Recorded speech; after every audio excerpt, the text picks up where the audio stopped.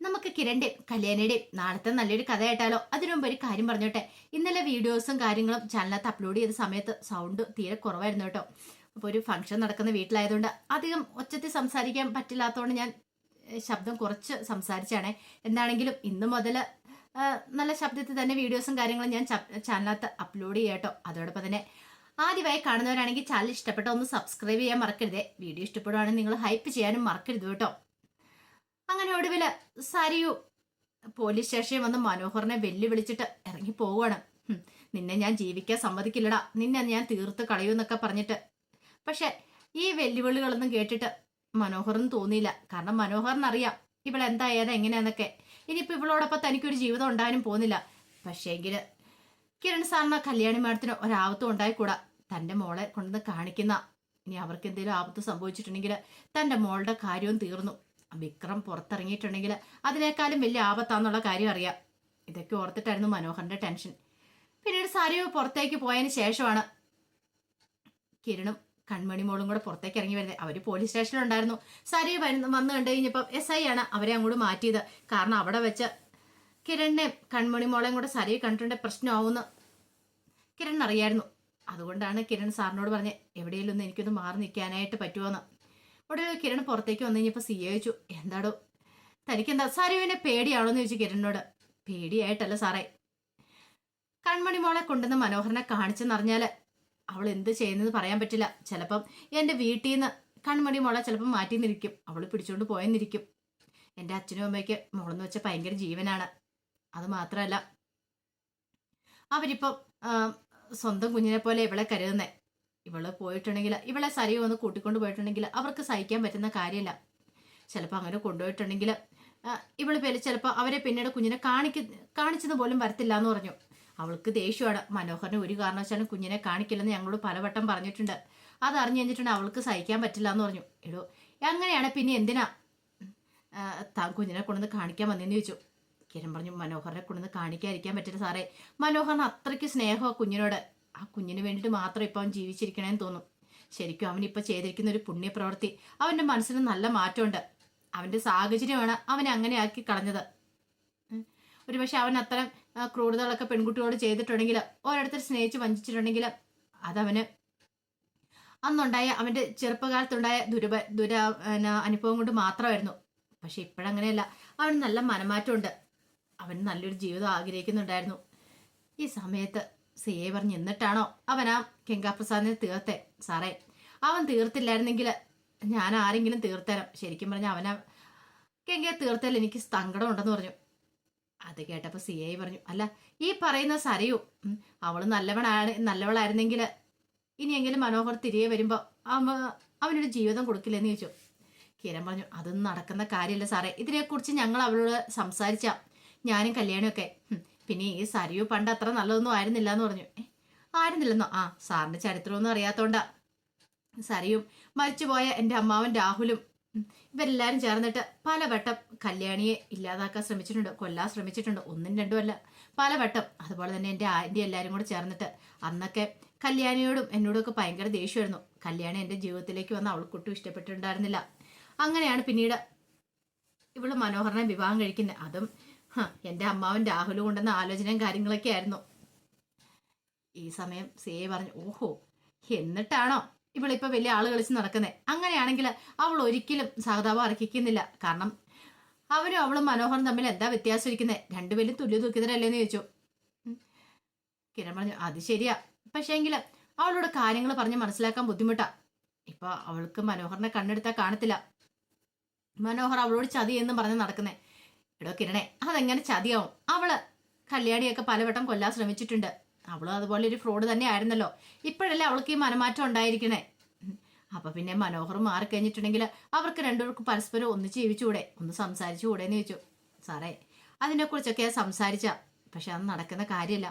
മനോഹറിനും അതറിയാം. അതുകൊണ്ടാണ് കുഞ്ഞിനെ കാണിക്കാൻ പോലും മനോഹറിനെ അവൾ സമ്മതിക്കായിരുന്നേ. കുഞ്ഞിനെ ഞങ്ങൾ കൊണ്ട് കാണിച്ചെന്നും പറഞ്ഞുകൊണ്ട് ഇതിനു മുമ്പ് വലിയ പ്രശ്നങ്ങളും കാര്യങ്ങളൊക്കെ ഉണ്ടാക്കിയതാന്ന് പറഞ്ഞു. അങ്ങനെ കിരൺ തന്റെ മനസ്സിലുള്ള കാര്യങ്ങളൊക്കെ തുറന്നു പറയുന്നുണ്ട്. അത് കേട്ട് കഴിഞ്ഞപ്പോൾ സിയെ പറഞ്ഞ ഇനിയിപ്പോൾ എന്ത് ചെയ്യാൻ പറ്റും? ഒന്നും ചെയ്യാൻ പറ്റില്ല. പിന്നെ മനോഹറിന്റെ കാര്യത്തിൽ ഒരുപക്ഷെ അവന് ശിക്ഷയെ കുറച്ച് ഇളവ് കിട്ടിയിരിക്കും. ഗംഗാപ്രസാദ് കൊടും ക്രിമിനൽ ആണല്ലോ. കിരൺ പറഞ്ഞു, അത് സാറേ, കാരണം അവന്റെ ക്രൂരത, അവൻ എത്രമാത്രം ക്രൂരനാന്നുള്ള കാര്യം സാറിനും മനസ്സിലായിട്ടുണ്ടല്ലോ. ഒരു കാരണവശാലും ഞങ്ങൾ മനോഹരനെ കൈവിടില്ല. അവന് വേണ്ടിയിട്ട് നല്ലൊരു വക്കീലിനെ ഏർപ്പാടാക്കുക തന്നെ ചെയ്യൂ എന്നൊക്കെ പറഞ്ഞു. പിന്നീട് കിരണിനോട് CI പറഞ്ഞു, അവനെ എത്രയും പെട്ടെന്ന് ജയിലിലേക്ക് ഞങ്ങൾ മാറ്റും. കാരണം കോടതി ഹാജരാക്കി കഴിഞ്ഞ ഉടനെ ജയിലിലേക്ക് മാറ്റണം, അല്ലേ പ്രശ്നമാണെന്ന് പറഞ്ഞു. ഒടുവിൽ എന്ത് ചെയ്തു? കിരൺ പോയി. അങ്ങനെ അന്ന് വൈകുന്നേരം ആയി കഴിഞ്ഞപ്പോഴത്തേനും മനോഹറിനെ ജയിലിലേക്ക് മാറ്റുന്നുണ്ട്. അവിടെ വെച്ച് വിക്രവും മനോഹറും തമ്മിൽ കണ്ടുമുട്ടുന്നുണ്ട്. വിക്രത്തിനാണെങ്കിൽ മനോഹറിനെ കണ്ടു കഴിഞ്ഞപ്പോൾ ദേഷ്യമോ അതോടൊപ്പം തന്നെ ഒരു ഭയമൊക്കെ ഉള്ളിലുണ്ടായിരുന്നു. പക്ഷെ ഭയം പുറത്ത് കാണിക്കാൻ പറ്റില്ലല്ലോ. വിക്രം മനോഹറിന്റെ അടുത്തേക്ക് വന്നിട്ട് പറഞ്ഞു, എടാ നീയായിരുന്നല്ലേ അപ്പൊ ഗംഗേണ്ണെ ഇല്ലാതാക്കിയത്, നിനക്ക് എങ്ങനെ തോന്നിയിടാന്ന് ചോദിച്ചു. അത് കേട്ടപ്പോൾ മനോഹർ പറഞ്ഞു, എടാ അവൻ എത്രമാത്രം ദുഷ്ടനാന്നുള്ള കാര്യം നിനക്കറിയാലോ.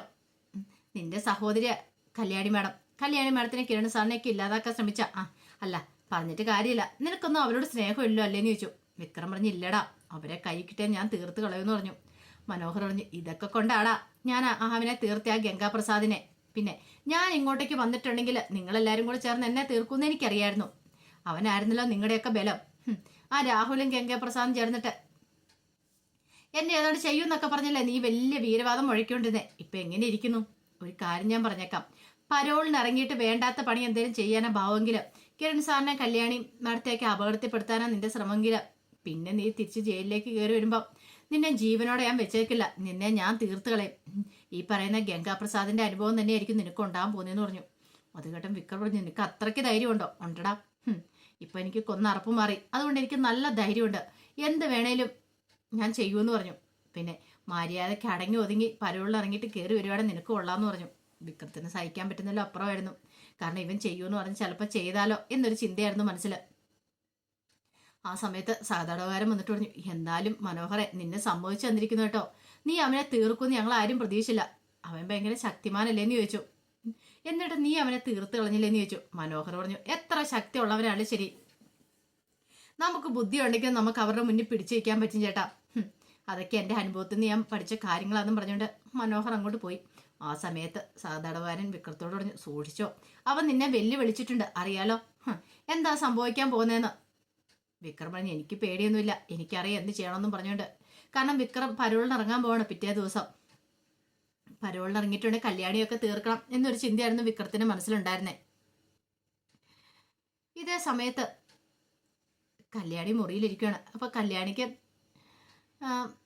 നല്ല ടെൻഷനും കാര്യങ്ങളും ഉണ്ടായിരുന്നു. ഒരു പക്ഷേ ഇനിയിപ്പോൾ കുഞ്ഞിനെ കാണിക്കാനായിട്ട് കിരൺ കൊണ്ടുപോയിട്ടുണ്ട്. അവിടെ ചെന്ന് കഴിയുമ്പോൾ മനോഹറിനെ കുഞ്ഞിനെ കാണിച്ചിട്ട് പോകുന്ന സമയത്തെങ്ങാനും സരയു കണ്ടിട്ടുണ്ടെങ്കിൽ അത് പ്രശ്നമാകുമോ എന്നൊരു ചിന്തയൊക്കെ ഉണ്ടായിരുന്നു. അപ്പോൾ അതിൻ്റെ ഒരു ടെൻഷനിലും കാര്യങ്ങളും ഇരിക്കുമ്പോഴത്തേനുമാണ് സരയു അങ്ങോട്ടേക്ക് വരുന്നത്. സരയു വന്നു കഴിഞ്ഞപ്പം കല്യാണി ഫോണിലൊക്കെ നോക്കിക്കൊണ്ടിരിക്കുന്നുണ്ട്. ഒരു നിമിഷം സരയു ഇങ്ങനെ കല്യാണി രൂക്ഷമായിട്ട് നോക്കണം. ഇവളെ തൻ്റെ അച്ഛൻ കൊല്ലാൻ ശ്രമിച്ചു, വീണ്ടും ഇവള് ജീവിതത്തിലേക്ക് തിരികെ വന്നിരിക്കുന്നു. ഇവളെ പോലൊരു ദുഷ്ട തൻ്റെ ജീവിതം തകർക്കാൻ വന്നോളാം ഇവളെങ്ങനെയും അന്ന് ചത്ത് കിട്ടുമായിരുന്നെങ്കിൽ തനിക്ക് സമാധാനമായിരുന്നു. പക്ഷെ ഇവൾക്ക് അധികം ആയുസില്ല, ഇവളെ താൻ തീർത്ത് കളയും. കിരണിനോടൊപ്പം തനിക്ക് ജീവിക്കണമെങ്കിൽ ഇവളെ തീർത്താലേ മതിയാവുള്ളൂ എന്നൊക്കെ ഒരു ചിന്തയായിരുന്നു സരയുവിൻ്റെ മനസ്സിൽ. സരയു ഇങ്ങനെ കല്യാണിയെ തന്നെ നോക്കി നിൽക്കുകയാണ്. പെട്ടെന്ന് കല്യാണി ഫോണിനകത്തുനിന്ന് മുഖമെടുത്ത് നോക്കുമ്പോഴത്തേനും സരയു നിൽക്കുന്നുണ്ട്. സരയു നീ ഇതെപ്പോൾ വന്നെന്ന് ചോദിച്ചു. അല്ല ഞാനിപ്പോൾ വന്നോളൂ. അപ്പോൾ കല്യാണി ഫോണിലൊക്കെ നോക്കി നിൽക്കുന്നുണ്ട്. ഞാൻ വെറുതെ ഇങ്ങനെ ഓരോന്ന് നോക്കുമായിരുന്നു.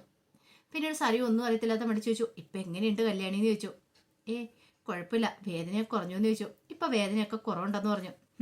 എടി നിന്റെ വേദന നിന്നെ ഞാൻ അങ്ങോട്ട് മുകളിലേക്ക് പറഞ്ഞു വിടും, അധികം വൈകാതെ എന്നൊക്കെയായിരുന്നു അവളുടെ മനസ്സിലെ ചിന്ത. പിന്നീട് ചോദിച്ചു, അല്ല കിരൺ എന്തിയെന്ന് ചോദിച്ചു. കിരണേട്ടൻ പുറത്ത് പോയേക്കുക. അല്ല മോളെയും കൊണ്ട് പോയെന്നുണ്ട്, ഇങ്ങോട്ടേക്ക് വന്നില്ലേന്ന് ചോദിച്ചു. സരയു ഇത് ചോദിച്ചു കഴിഞ്ഞപ്പോൾ തന്നെ കല്യാണിക്ക് അപകടം എടുത്തു. കിരണേട്ടന് മോളെയും കൊണ്ട് മനോഹരനെ കാണാനല്ലേ പോയിരിക്കുന്നേ, ഒരു പക്ഷെ അത് ഇവളറിഞ്ഞിട്ടുണ്ടെ പ്രശ്നവും. അപ്പോഴേക്കും കല്യാണി പറഞ്ഞു, അത് പിന്നെ കിരണേട്ടൻ ചിലപ്പോൾ മോളെയും കൊണ്ട് പുറത്തൊക്കെ ഒന്ന് പോയി കാണുമായിരിക്കും. പുറത്തേക്ക് പോയി ഇടയ്ക്ക് കുറേ നാളായില്ലേ കുഞ്ഞിനെ കൊണ്ട് പുറത്തേക്കൊന്ന് പോയിട്ട്, അതുകൊണ്ട് പുറത്ത് പോയേക്കോ എന്ന് പറഞ്ഞു. സരുവിന് അത്ര വിശ്വസിക്കാൻ പ്രയാസം ഉണ്ടായിരുന്നു. കല്യാണിക്ക് സംശയമായി ഇനിയിപ്പോൾ കള്ളത്തരങ്ങൾ പിടിക്കപ്പെടുമോ എന്നൊക്കെയുള്ളത്. അപ്പോൾ അതിൻ്റെ വിശേഷങ്ങളൊക്കെ നമ്മൾ കാണാൻ പോകുന്നത്. ആ വിശേഷങ്ങൾക്കായി നമുക്ക് എല്ലാവർക്കും കാത്തിരിക്കാം കേട്ടോ. ഒരിക്കൽ കൂടി എല്ലാവർക്കും ശുഭരാത്രി നേർന്നുകൊണ്ട് നിർത്തുന്നു.